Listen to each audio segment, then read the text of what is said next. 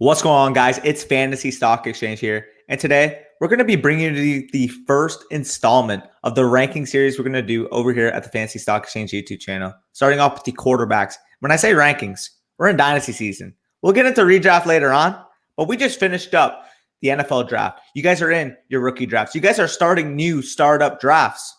You guys need that information on who are the top of the line guys and who we prefer really amongst these top 2-3 tiers at the position. So that being said, I'm super pumped to bring the quarterbacks today. Corey, how you doing? I'm doing all right. Basically what we're doing, we're going over Dynasty Quarterback rankings. We've already talked about all the rookies, so we're not going to go too super in depth with rookies, but we haven't really talked about, honestly, the top of the line guys since free agency happened, since the draft happened. So a lot has changed since then. So we're going to kind of give you guys an updated look at what our top 12 quarterbacks are. We'll probably go top 15 running backs, top 15 wide receivers, and top 10 tight ends or something like that. So stay tuned in the coming days. We're going to keep you updated with the top of our Dynasty rankings. If you want all of our Dynasty rankings, you can go over to the fantasystockexchange.com, $15. It's our draft guide. You get all of our rankings, all the rookie profiles that we talked about, all pretty much Dynasty-related content that we've done all offseason is going to be on there. So you can go check that out. But yeah, I'm doing good. Let's get into this. Hit that intro.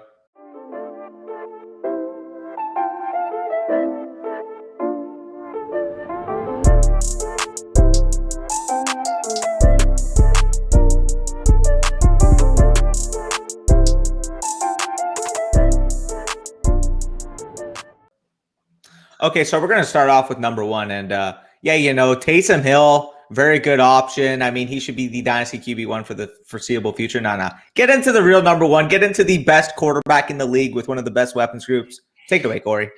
Yeah, I mean, Patrick Mahomes is our QB1 because, like, anybody who does, so I'm all for differences of opinion, but if you have anybody other than Patrick Mahomes as the QB1, like, you're actually doing it wrong. So that's basically how I look at it. You can get QB2. Yeah, you can have some difference there, but QB1's Patrick Mahomes. He has the historical, stability of Andy Reid. He's got the weapons around him. He's got Travis Kelce. He's got Tyreek Hill for the foreseeable future. He's got an improved offensive line from what we saw in the Super Bowl when they traded for Orlando Brown and added some other pieces to that.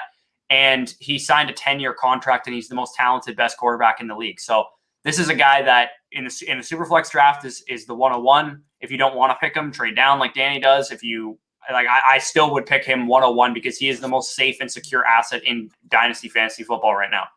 For reference, I am an absolute advocate for the most part in trading down when you have high picks. The one exception that I have is if you have the 101, just take goddamn Patrick Mahomes. He is going to be the most valuable quarterback asset, overall asset in Superflex in probably the next 10 years. There's not going to be a quarterback that's going to usurp him. As much as people want to hype up Trevor Lawrence, we love Trey Lance. We're going to get into those guys later on as well, or even some ready-made options in the league right now. Patrick Mahomes has everything you look for in the quarterback in terms of talent. And then you combine the fact that he has, Tyreek Hill, Travis Kelce, Clyde Edwards-Helaire out of the backfield, a very solid offensive line now with their additions they made this offseason. There's absolutely no reason to knock a guy who we've seen when he's able to stay upright, have 45, 50 touchdown per year type upside. He's the easy one. Right. But with that being said, let's get into this. Is Aaron Rodgers in 2009. Like if it was 2009 right now, Aaron Rodgers would be the 101 in Superflex, and you'd have him for the next 10 years. And I feel like everybody says, oh, you got him for the next 10 years about every asset in the NFL and in Dynasty fantasy football. Patrick Mahomes is really the only guy that you can truly, truly say that about. Whether the weapons change, whatever the case is, Patrick Mahomes is going to elevate the play around him. If Travis Kelce retires in 3 years, I'm sure they're going to bring in more weapons to supplement that kind of production, and Mahomes is going to make them a superstar as well. Definitely. And Mahomes has already shown so much despite only being 25 years old at this current point, which is so remarkable when you think this guy is a former MVP, won a Super Bowl, made another one. I mean, the fact that he's so accomplished and quite frankly in fantasy these past 3 years has been a top 7 quarterback every year despite missing games in that stretch, was quarterback 4 last year despite missing 2 games as well. It's the clear 101. No questions asked. Let's get into the second quarterback, though, because that's enough talking about Mahomes. Everybody in their right mind is going to have Patrick Mahomes at 1. But starting at 2 is really where the conversation starts. And as you guys saw on our screen, this is the start of our tier 2 of Dynasty quarterbacks. The guy that we actually both have on top of that tier 2 is going to be Josh Allen from Buffalo. And It's quite simple to me. You're looking at a guy who is coming off a 45 total touchdown campaign, has one of the best sort of offensive packages that you could have with Stephon Diggs, Cole Beasley, Gabe Davis, a decent offensive line. And the fact is, this is a guy, I mentioned the overall touchdowns. He has no real competition in his backfield to limit the goal line exposure, incredible goal line exposure we've seen of this guy over his career already. In his 3 seasons in the NFL, he has rushed for 8 or more touchdowns in every single season. I'm sorry, Zach Moss, Devin Singletary, they're not sniffing this guy when it comes to the goal line, because when you have a 6'5", 235-pound quarterback, why would you not let him just take it into the end zone, which is what Buffalo's basically done with Josh Allen every year. And we really saw his passing ability go through the roof this past season. I mentioned the overall touchdowns, 37 coming passing, 4,700 passing yards last year. This guy really showed in terms of an overall package what we look for. We always mention the Konami code. While he's not a Lamar Jackson or Kyler Murray level rusher, this is a guy who's going to give you 500 rushing yards, 8 rushing touchdowns per season. And the Wyoming Grizzly, the man himself, has to find himself at number 2, given this whole entire package that he presents while still only being 25 years old. Right, and he hit his ceiling, man. It's rare that you hear like of quarterbacks that come into the draft, because we hear this every time there's a big-armed quarterback who's super athletic and stuff. Everybody talks about their ceiling, right? And Josh Allen, the year he was coming out, Mel Kiper, for example, wanted the Browns to take him number 1 overall. He was his number 1 quarterback. He's like, Josh Allen's ceiling is the best quarterback in the NFL, or one of the best quarterbacks in the NFL. And honestly, with the coaching of Brian Daboll, Sean McDermott, Brandon Beane, the way he's built that team around him, he's hit that ceiling. I think he's seriously one of the best quarterbacks in the NFL right now. And honestly, even last year, you would have laughed at me for saying something like that. So the fact that he's been able to improve year over year just gives you faith in like the situation. Daboll might be going somewhere next year, after next year, if they have another great season, but McDermott's still going to be there. Brandon Beane's going to still be there. I trust those guys to, hire a replacement for Daboll and somebody that can facilitate Josh Allen still growing in his career. And like you said, this is a guy that's giving you like borderline RB2 level production on the ground, which is not talked about probably enough for Josh Allen's ability, because the amount of rushing touchdowns that this guy gets and the amount of scramble plays that he makes happen through the air and on the ground is what makes him a high ceiling fantasy quarterback. And it's what we look for in some of these young guys that came into the league this year. Yeah, no, I exactly hit the nail on the head with that. And it's really remarkable when you look at his growth as a passer between 2019 and 2020. When you look at this past year, completed nearly 68% of his passes and had 37 touchdowns to 10 interceptions, versus the year before he was, 55, 60% type passer and had only 20 touchdowns compared to 9 interceptions. That jump that we saw with that incredible coaching, with the addition of Stephon Diggs, Josh Allen should be every bit as good as he was last year for the next 10 years. And I know we said, okay, you're probably not going to say it with a lot of guys. Josh Allen, I would say about as well, because you mentioned 25 years old, great weapons core, great ability in terms of being able to spread the ball down the field. It contributes on the ground. I mean, there's literally, at this point, no real holes in his game as a dynasty fantasy football type asset. And I think the ceiling is only going to go up, to be honest, because, we've seen it year in and year out. If he's going to keep this trajectory and keep increasing and keep getting better as a passer, that is the only real thing that he can keep continuing on. Because let's be honest here, the rushing ability, aside from maybe Kyler Murray and Lamar Jackson, is probably the best in fantasy football.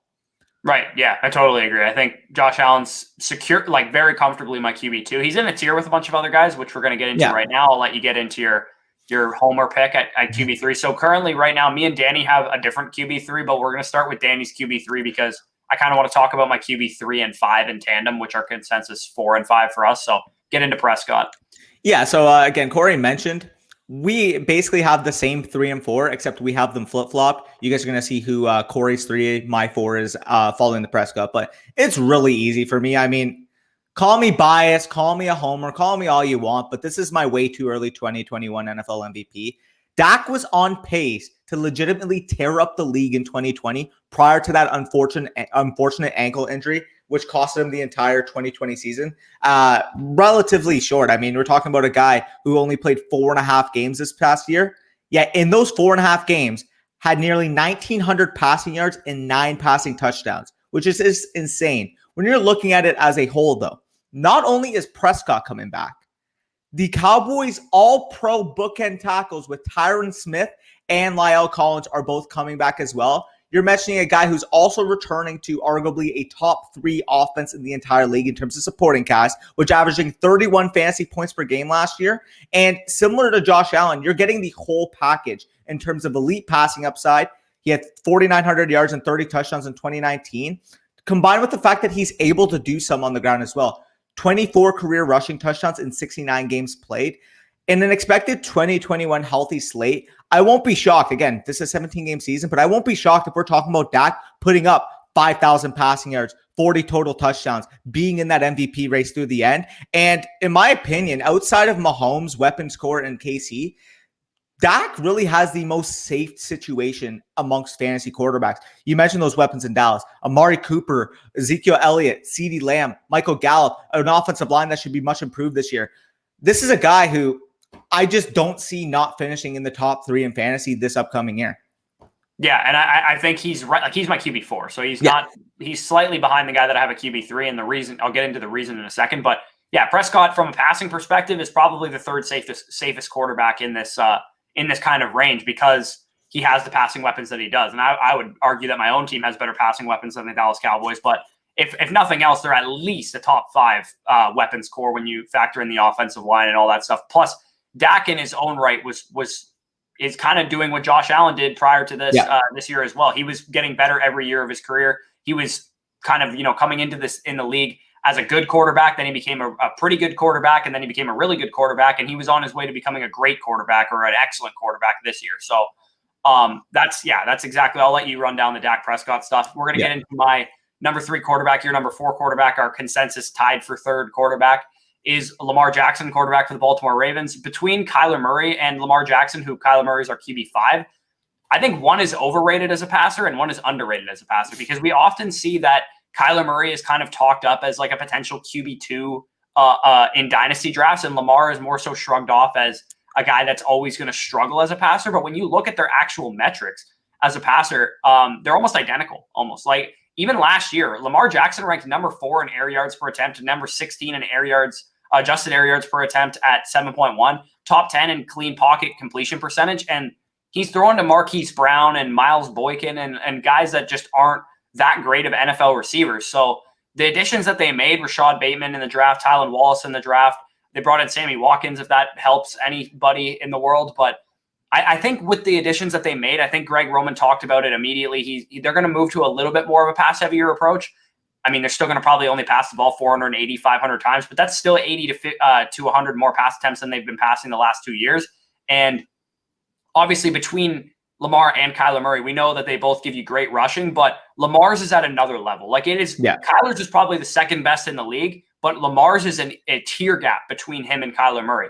Lamar Jackson had 159 carries, which is almost 11 per game. 32 came in the red zone, 2.1 red zone carries per game, over 1,000 rushing yards, which is the 2nd time in as many seasons that's happened, and 67 on average per game, 7 rushing touchdowns. So this is a guy that is legitimately giving you top 15 running back numbers on top of what he does as a passer. And what I expect to happen for him as a passer is an improvement all around for the entire kind of passing offense of the Ravens, because it was, to be honest, it was pretty anemic last year, especially in the first half of the season when they had a bit of a harder schedule. So I really think they're committing to building around him at wide receiver, much like the Buffalo Bills did with Josh Allen. Lamar had 40 passes dropped last year, 40, which is like, 2.5 per game. His receiving core needed serious work, and they definitely did that. And I think even if he can improve marginally as a passer and keep his 1,000-yard, 5 to 8 touchdown rushing output, he's a lock top 3 quarterback. He's not going to finish outside the top 3 if he has 1,000 rushing yards, 5 to 8 touchdowns, and even if he has only 25 passing touchdowns and like 10 interceptions and like 3,500 passing yards, he's a lock for the top 3. And I think we've seen his ceiling before. It's the MVP of the league. Yeah, and I mean, this is a guy who averaged, 22 fantasy points per game last year, was the quarterback 10 overall, and people just are making it seem like he was such a bad piece in terms of fantasy bad early in the season, which is why I told you guys to trade for him mid-season, because he had a much more favorable schedule in the back half of the year. But a lot of criticism went to Greg Roman, their play calling and stuff like that. So I think that stuff is going to get ironed out this year, and we're going to see a much more smart approach to the Ravens offense, much like we saw in 2019, because I think what they tried to do this year was just replicate what they did in 2019, and teams kind of figured it out a little bit. So they need to be a little bit more creative. Like, NFL defensive coordinators aren't stupid. They're not just going to let the Ravens and Greg Roman run train on them for 3 years in a row. Like, they were going to figure it out eventually. Yeah, 100%. And you mentioned it. Quarterback 10, quote unquote, is so disappointing for this guy. But when you're actually mentioning in terms of actually balancing out the offense, as you mentioned with Greg Roman actually stating that, Lamar Jackson was a top 10 quarterback last year on 376 passing attempts. That is the bare minimum any quarterback in the NFL is ever going to be throwing for. Can we keep this in mind? If this guy even gets close to 430 to 450 passing attempts in a season, and he gets even adequate play from his weapons, we could be talking about, after Mahomes, the consensus quarterback 2 in Dynasty, if he returns to that 2019 form where he was that consensus MVP. This is a guy, in terms of pure ability, in terms of rushing, is the best quarterback in terms of that overall package. And people are going to keep talking about Kyler. Lamar is still that alpha top dog in terms of rushing ability at the quarterback position. Speaking of Kyler, let me just get into him right now. We may get backlash from the community. People are going to say, oh, Kyler's so low, or how do you have Lamar over Kyler? But we honestly don't give a fuck, okay? I'll be completely honest. I'll be straight up, straight shooting. We don't give a crap about that. Kyler was phenomenal last year. And in particular, those first 11 games where he paces the quarterback 1 were unbelievable. But following that shoulder injury in week 12 against New England, he was just not the same quarterback, in particular from the rushing standpoint of his game. From a preservation standpoint in terms of Cliff Kingsbury, particularly on the goal line, I believe the Cardinals kind of realized that Kyler's shoulder was something they needed to protect. And from a longevity standpoint, can we really think of this from a logical standpoint real quick? Do we want our quarterback, who's 5'10", 180 pounds, to be rushing the ball 25 times inside the red zone? He's not like 180, is he? He's like 200. He's 180. He's 180 pounds, I believe, no? No, he's heavier than that. Okay, regardless. We'll say 5'10", 200 pounds. Regardless. Do we really want to just keep giving him the ball 25 times in the red zone year in, year out? I just don't think from a longevity standpoint that is the case. That's why they brought in a bigger back in James Conner. That's why they brought in a more yards after the catch type option in Rondale Moore. You have more options out of the backfield now to really supplement that. And while I do think Kyler Murray by far is still going to be that second best fantasy football quarterback from a rushing standpoint, is still going to give you 800 rushing yards, 7-8 rushing touchdowns per year. What Lamar Jackson does from an overall standpoint is just better than Kyler Murray for the future, in my opinion. So you guys can see the splits on the screen, but following that injury in week 12, I mean, it was pretty drastic. He went from 1 touchdown per game and 62 rushing yards per game to 0.17 rushing touchdowns per game and 33.33 rushing yards per game. While I do feel like we should see something at least in the middle, if not closer to that week 10-week split, expecting your quarterback to rush for a touchdown per game is just incredibly unsustainable across a full season. So with that being said, we love Kyler, and he's still a top 5 quarterback for us in Dynasty because that rushing ability is insane. You can't dispute it. But ranking him below Lamar Jackson just feels unjustifiable at this current point. Right. And I think when you look at the situation across the board, the player across the board, I think he's just a notch below Lamar in every single category. I think he's a slightly worse passer, and you might rip me in the comments for that. But I think he's a slightly worse rusher. I think the offense in general is going to be slightly worse. I think the coaching staff is slightly worse. I think the organization from a stability standpoint is probably substantially worse. But all around, I think Lamar has a safer projectable situation. So that's why I like Lamar better. And I think people are really, succumbing to recency bias with Lamar Jackson. I've seen him, fall down as far as like QB7, QB8, QB9 in some drafts. Right? And this is a guy that we were taking 102 last year. Like this is a guy that was legitimately a top 3 overall startup pick. And I think maybe we were overvaluing him back then. I don't think there's any way this guy gets out of the first round, in my opinion. Yeah. Like currently for me, like I have a bunch of quarterbacks in my rankings leading the top. I'm going to be honest, as you guys well know that I do like ranking quarterbacks at the top. But in terms of my dynasty rankings, I believe he's my current 107. Let me just check. He is my current overall in superflex. Give me a second. 105. So if you want to talk about value, if you get this guy anywhere close to that end of the first round, early second round type turn area, you're getting a steal, regardless for any of these guys. That being said, I was talking about Lamar, not Kyler. But with that being said, we can get on to the next guy. And talked about Josh Allen earlier. Let's talk about Josh Allen light. Take it away with the guy from LA. Yeah, so Justin Herbert's our consensus QB6. He's definitely a bit more of a projection, I would say, than what we get out of Kyler and Lamar, because we have the really enhanced rushing ability of those guys. It's really easy to project them, because even if they do struggle as passers, they're still probably comfortably going to sit in the top 10 on a year in and year out basis. But Herbert had potentially one of the best rookie seasons we've ever seen from a rookie quarterback. Like, he broke most of the records. And he ranked very highly in a number of throwing metrics as well, not just among rookies, like among all NFL quarterbacks. He ranked number 6 in money throws, top 10 in pretty much every accuracy metric, including under pressure, which is really tough for a rookie quarterback to do. And he was top 3 in play action completion percentage. So this is a guy that came in right away into the league and basically proved a lot of us wrong, including myself. I didn't think he had the type of ceiling that he showed, and that I think he can still continue to expand upon. He only registered last year too 234 rushing yards and 5 touchdowns. I think he has a bigger ceiling in the rushing department than that. I think we're looking at a guy that has maybe not Josh Allen type upside, but like a little bit below Josh Allen. So if Josh Allen is a 500-yard, 8 touchdown guy, I think Justin Herbert can be a 400-yard, 6 to 7 touchdown guy. I think he legitimately has that type of athleticism. And I think he could become a more efficient passer again this year with the addition of Rashawn Slater, who, I mean, in my opinion, was one of the best value picks of the first round, getting him at pick 13. We all thought he was going to be a locked and loaded top 10 pick, maybe to Carolina at 8 or something like that. So to get him at 13 as a starting left tackle for them, they were starting Sam Tevy last year. That's a big time upgrade for that offensive line. And despite Herbert being decent under pressure, it definitely helps to be protected. And 3rd round pick Josh Palmer, another weapon that you could add into the fray. He's really got everything he needs to take a big step into what I would consider he could be an MVP type level quarterback. I think he has that type of potential. And I also think, I mean, it's the Chargers, so you never know, but I think the defense is going to be healthier this year too. And they're probably going to be a better team overall, which should lead to, Herbert playing with more confidence and more charisma, because they're winning games, which they weren't last year. Yeah. And if we're kind of comparing like a rushing type projection for Herbert, I think anywhere between what we see from Allen compared to Dak Prescott, somewhere in that range is probably around the rushing type of floor/upside we'll see from Justin Herbert. 350 to 450 type yards. You mentioned 6-7 touchdowns. I can absolutely see Herbert doing that on a year in, year out basis. And we're mentioning this is Dynasty. This is a long game. This is a 23-year-old prospect or second-year player, whatever you want to call it, coming off the best rookie season of all time. It shouldn't be too hard. He's top 6 quarterback, and I would take him in the top 15, potentially even late first, early second round, all my dynasty leagues. Like he's that much valuable, or that valuable comparatively. Because after him, we both kind of have a little bit of a tier break here, I believe.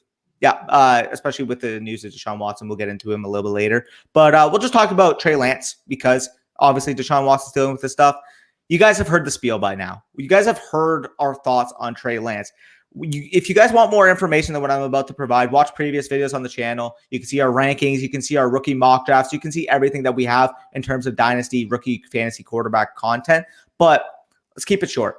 Trey Lance is an extremely athletic, big-armed quarterback who lands with Kyle Shanahan and one of the best supporting casts in the NFL while still only being 22 years old by the start of the season. If you're mentioning a Justin Herbert level rookie season ever happening again, Trey Lance has the full potential. Him and the guy we're going to talk about a little bit later have the potential to be able to do that. That's how talented Trey Lance is. That's how optimal the situation is. So Trey Lance, QB7, no thoughts about it. Let's head into number 8. Right. Yeah. And I think real quick on Trey Lance too, if some people are like, oh, but like Trevor Lawrence is the QB1 or whatever, why is he not ahead of Trey Lance in this? We've talked about it before. We are firm believers that situation means more than talent. And it's not to say that Trey Lance isn't talented. He absolutely is. He's one of the most raw prospects at the quarterback position, but has like a tremendous upside that I think Kyle Shanahan's going to be able to take away from him. And we've seen freaking undrafted free agent quarterbacks come in and outperform the number 1 overall pick. Like in the 1999 draft, Tim Couch was outperformed by Kurt Warner. Undrafted free agent versus first overall pick. The difference was Torrey Holt and Isaac Bruce and Marshall Faulk and all the weapons that the Rams offense had. So when you think about Trey Lance, he's entering a situation much like a situation that Kurt Warner would have had his rookie season. So I think that's when you really kind of get into it, and that's what makes quarterbacks good is situation. They obviously need talent, and Trey Lance has it, but the type of situation he's in is just undeniable how much of a chance he has to succeed at the highest level. Yeah, 100%. Super easy. That being said, we're going to talk about last year's first overall pick now at number 8. Take it away with Joey Burrow. Yeah, so he had an up and down rookie season. I would say from a efficiency standpoint, there was a number of games where he was throwing the ball like 63 times and like not, having the highest yards per attempt or whatever. But I think Burrow is going to be a more efficient quarterback in his second year. He was a little deer in headlights the first couple games, but before he got injured, you definitely saw him kind of turn it around, become a more efficient passer. And I think Burrow should be protected better than he was last year with Jonah coming into his second season as a starter and Riley Reif coming over to replace Bobby Hart, who just stinks. Surrounded by playmakers on this team. They drafted Jamar Chase at 5th overall. T. Higgins going into his second year. Tyler Boyd's still a solid option. Drew Sample even kind of showed some things last year. And you still have Joe Mixon, obviously. So I think this is a team that should be at the very top of the NFL, as they always have been in Zach Taylor's tenure, of throwing the ball. And Joe Burrow, as a second-year player, the type of talent he was coming out of school, hopefully the ACL tear doesn't affect him tremendously. I don't think it's going to be the greatest second season in the world. I don't think he's going to win MVP or anything. But I think the long-term progression is what you're looking for from Joe Burrow. And I think by year 3, once Jamar Chase is in his second year, this offense is really going to be firing on all cylinders, and we could be looking at a top 10 offense in Cincinnati. Yeah, no, I definitely agree. I mean, you're mentioning a guy in Joe Burrow who averaged nearly 41 passing attempts per game in the 10 games he played last year. And now you add, again, sufficient protection with Riley Reif.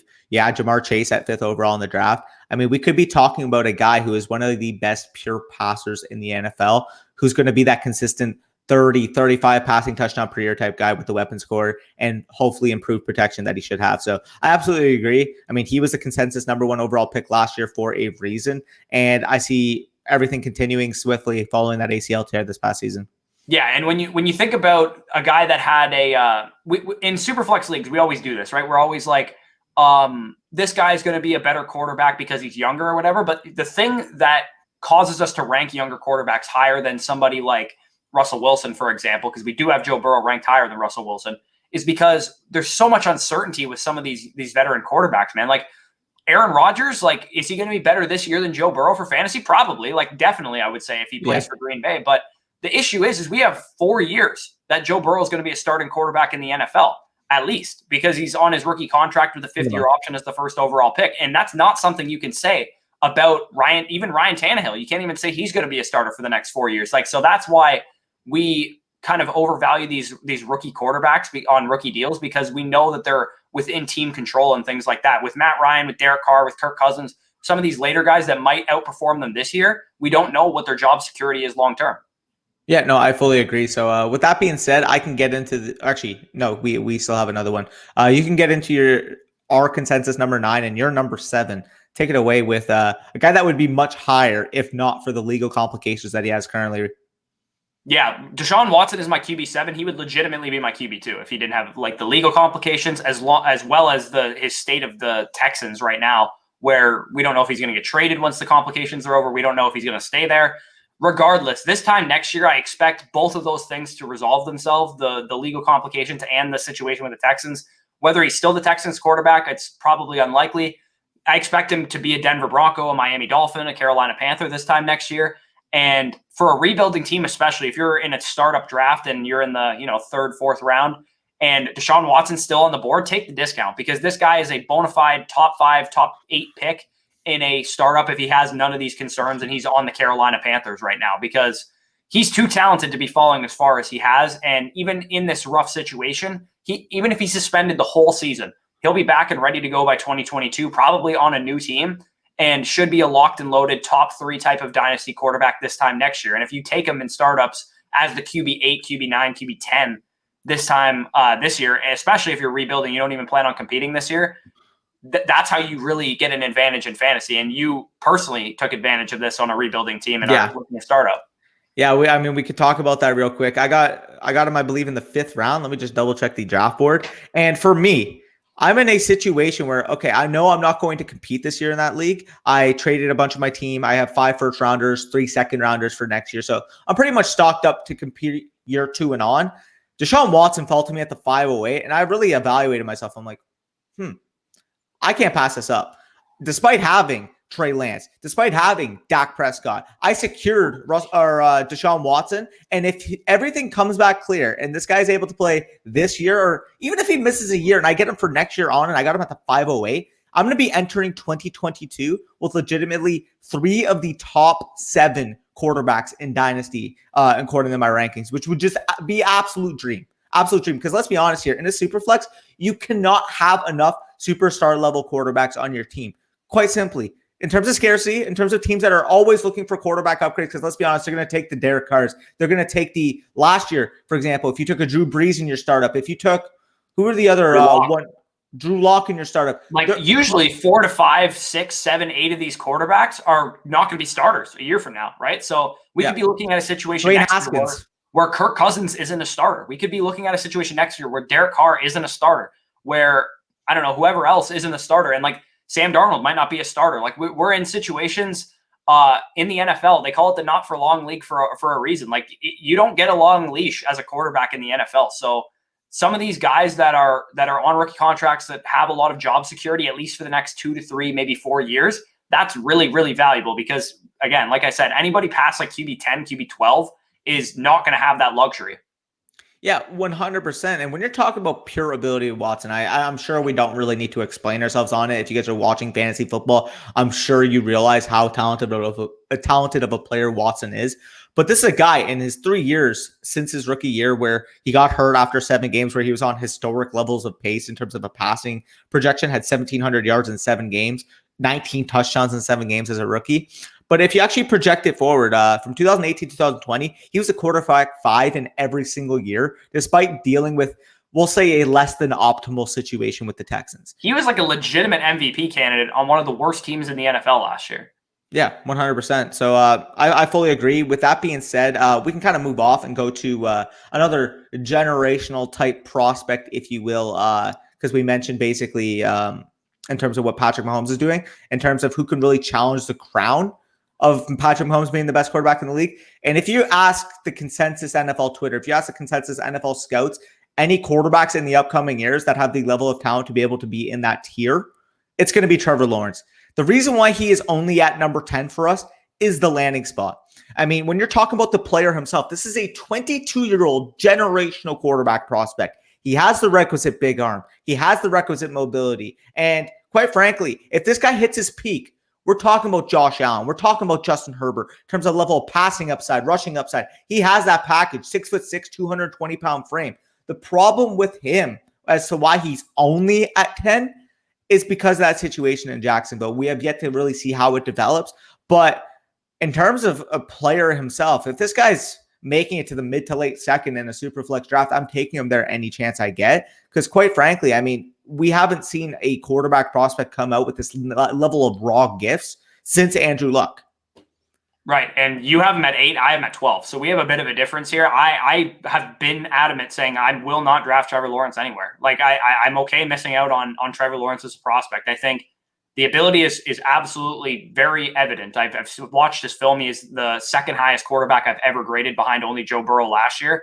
And Trevor Lawrence could absolutely prove me wrong, but I don't like the situation. I don't like what Urban Meyer is doing. I don't like the Jacksonville Jaguars as a franchise. So I'm okay missing out on this guy. But nonetheless, he's my QB 10. I would pick him over some of the guys that we have coming up here, like Ryan Tannehill and Russell Wilson. I would pick him if I was faced with that decision on the board, if I'm in a rebuilding situation. Of course, if I'm a contender, I'd probably go with some of those a little bit more safer options, in my opinion. But we're all splitting hairs at this point in the draft with these kind of tiers of quarterbacks. So, yeah, Trevor Lawrence, our consensus QB 10. I'm okay missing out on him. You're probably a little bit more willing to take the stab at Trevor Lawrence in the, second round or something like that. But this is a guy that's legitimately going in the first round without having played an NFL snap. That's how hyped of a prospect this is. And to be honest, like if you had the 101 this year and you haven't had your rookie draft yet, I would really consider selling it because the amount of equity back that you're going to get from Trevor Lawrence, if he does become the type of prospect we're thinking, is really only 8 or 9 picks probably in a startup draft. So if you have the questions that I have about Trevor Lawrence, I would just sell him and see if you can get the 104 and pick up Trey Lance instead and like maybe another piece on top of that. You could honestly, at this point, given the hype of Trevor Lawrence, you could probably get a package like the 104 and the 109 for the 101.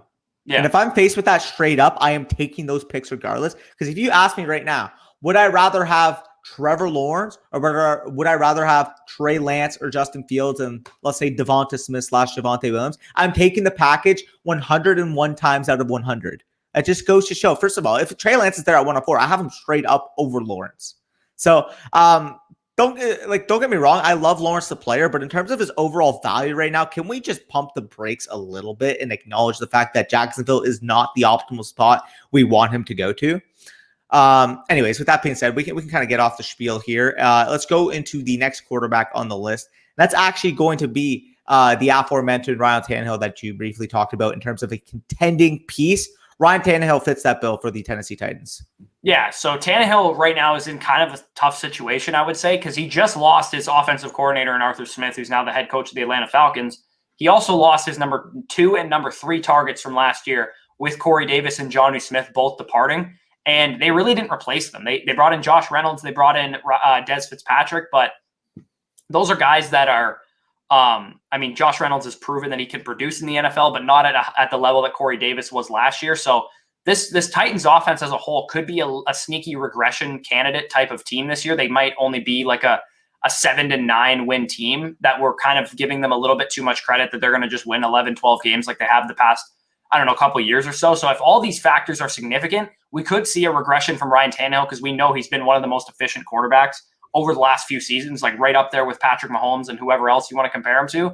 And again, AJ Brown, we know he's been very efficient as well. So he's a guy that gives me a little bit of pause. I trust the strides that he made in his career. I do think he's a much better quarterback than like what we saw in Miami. I don't think Arthur Smith just turned him into some great quarterback, but he's definitely a more risky option at the back end of this QB1 range than he was this time last year in terms of his outlook.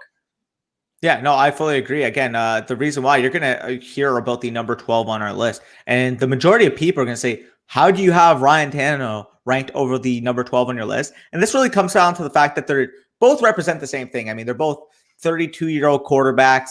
They have good mobility. I mean, Tannehill had what, I believe 400 or 500 rushing yards last year.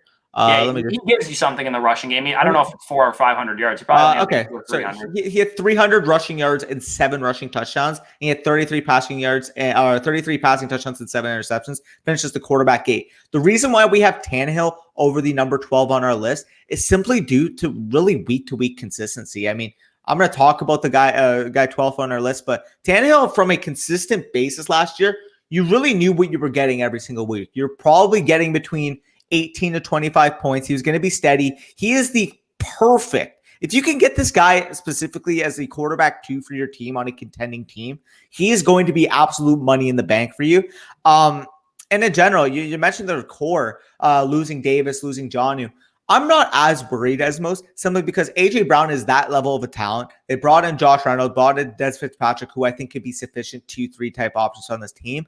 And Anthony Ferguson showed that he could be an efficient tight end to play in position of Jonnu. So overall, I mean, I'm still perfectly fine on Tannehill. And if he's falling again to that 4th, 5th round in superflex drafts, I'm taking him there every chance I get. And that's actually going to be around 2 rounds later than the number 12 on our list. And that's going to be Mr. Unlimited himself, Russell Wilson. I had to add that in because, I'm a cringe bag. But he finds himself really closing out our top 12. And I get it. People are going to say, well, he's been a top 10 quarterback every season since he came into the league, since the second season. Sorry, my bad. And he's been a top 5 quarterback 4 times since 2013. He's consistent in terms of putting up the same overall output nearly every year. The problem with Russ is that he's always struggled with week-to-week consistency. You guys can see on the screen, I mean, the up and down that we saw in 2020 alone was pretty remarkable. So you guys see the splits, but in the first 8 games, this guy was the no-brainer MVP. This guy was going to be MVP, no questions asked. His pace was just ridiculous. Was averaging over 32 points per game. He had 37 passing attempts per game, 3.5 touchdowns per game, and was averaging 317 pass yards per game. Well, that's 32 points per game over the first 8. Fell to 19 over the last 8 games. And his touchdown rate, more than halved, went from 3.5 to 1.5. And his passing yards went from 317 to 208. Yes, this is going to happen with the fact that I mentioned with DK Metcalf. He did have a harder schedule in the second half of the year. But let's be honest here. Russell Wilson has always had this type of thing affecting him every single year. I don't know what it is. The Seattle Seahawks, for whatever reason, will see this guy tear up teams for the first 8 games and just say, you know what? Let's just pound the rock for the last 8 because why not? I don't understand why this always happens with Russ, but this is why we can't rank him higher than what he is, because you know what you're going to get with Russ every year. You're going to get a guy who's going to come out blazing right away. You're never really going to know when he's going to have that 40-point week or whether he's going to have that 13-point week, because quite frankly, the Seahawks don't even know when he's going to do that, because the Seahawks don't know whether they want to run the ball this week or whether they want to actually, let Russ cook in a week. I know it's a lot of jabbering on, because let's be honest here, Russell Wilson is arguably a top 4 or 5 real-life quarterback. But the situation in Seattle in terms of consistency from play calling perspective, from a volume perspective, is always going to limit the consistency week to week from Russell Wilson. Yeah, I totally agree with everything you said. He's like the Amari Cooper of quarterbacks. Literally. Or the Mike Evans of quarterbacks. He's just an inconsistent guy. And with quarterbacks, especially in Superflex, it's not as big of a deal, I would say. But if this guy's your QB1 in a Superflex league, it is a big deal. Because if he's your QB2, and let's say you get like Deshaun Watson as your QB1, once he's fully back, then you could probably handle it a little bit as your QB2. But the issue is this guy's still going inside like the top 8 ADP-wise of quarterbacks, because we all believe in the ability of the player, because he is a fantastic player. He's just super inconsistent. He hasn't really had a consistent season where he didn't just completely disappoint you half the time since 2017 when he was the QB1 probably. So it's been a while for Russell Wilson. So I totally agree there. We're going to get into some honorable mentions real quick. I'm going to quickly say one more thing with Russ in terms of to really show this point. But in 7 of his last 9 games last year, he finished with fewer than 20 points. In his first 8 games, his lowest point total was 21.9. Every other game, he finished above 25. Yeah.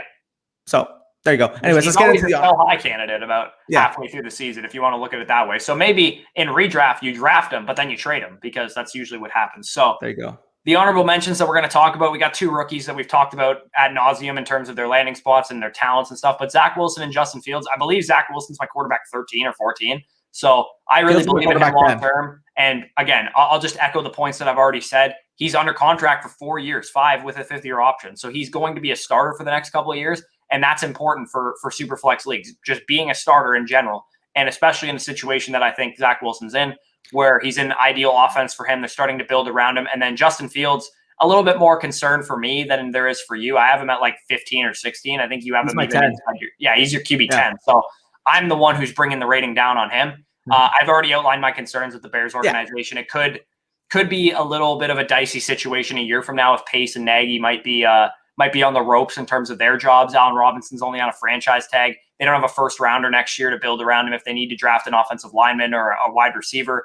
They replaced one offensive lineman with another, with Tevin Jenkins over Charles Leno, who just got signed by the Washington football team today. It's just a situation that I'm kind of just not willing to invest in. If I'm wrong about it, I'm wrong about it, kind of thing. And then Matthew Stafford is the last guy. I think I have him at 14 or 13, right in between those 2 rookies. So I really think Matthew Stafford has like a top 5 ceiling this year. I think he has the ability to absolutely be an MVP type of quarterback. The problem with Matt Stafford, why I can't rank him higher, is he's had a number of back injuries over the past couple of years. He's 34 years old or something like that. So as an older player, as a guy that's dealt with injuries, I can't rank him much higher than he is. But as far as a win now type of piece as a QB2, or even if you're going to fade quarterback in redraft leagues, I really like Matthew Stafford's outlook for the next year, 2 years, maybe 3.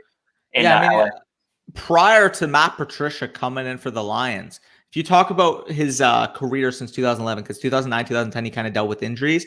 But since 2011, QB5, QB9, QB7, QB15 in a little bit of a down year, QB8, QB6, QB7 up until 2017. Then Matt Patricia came in. The whole Lions kind of organization and offense kind of fell off a cliff. But we don't have to worry about Matt Patricia, because guess what? Matthew Stafford is going to link up with Sean McVay in LA with an adequate pass weapons group. I think this guy can absolutely regain that top 10 quarterback type upside. And if you're getting that, he's currently going in like round 6, round 5 in Superflex drafts. I'm taking that any chance I get. Both have him as a top 15 quarterback in Dynasty, despite the age, despite the injuries, because his win now upside is just really not marked by many in fantasy football, period. So with that being said, hope you guys made it this far in the video. And if you did, get ready, because we got a full week of rankings coming at you for Dynasty. Running backs, receivers, tight ends. Stay tuned. But with that being said, if you made it this far in the video, comment down below installment. Because you guys know by now that, let's be honest here, that's like literally the only word that comes out of my mouth when I do intros. So if you made it this far, comment installment. Appreciate you guys. And we'll see you tomorrow. Peace out.